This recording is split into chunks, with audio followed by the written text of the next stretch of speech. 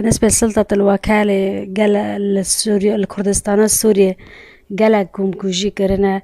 العافرين صلاة حضر دوازده مولا الشيخ حنان نعسان يبعدا كرن وديفرو لبرج عبد الله وقالك يعني كوم كوجي كرن الكوبون الغزال وورا العمودة أنا هاجي دبي أونا اللي بورين ج كردستاني سوريا ج عفريني وش كوباني ج خدي شهيدة اللي بورين بكن بس بأخافتنا بخاتك نفسان دي لازم اللي بورين بكن أو مجرمين جوارن محاسبة كرن ورن دوباره كرن يلا وكده بنا محكمة ولا دارو يعني ورن محاسبة كرن نابي أو وانو او در باز به و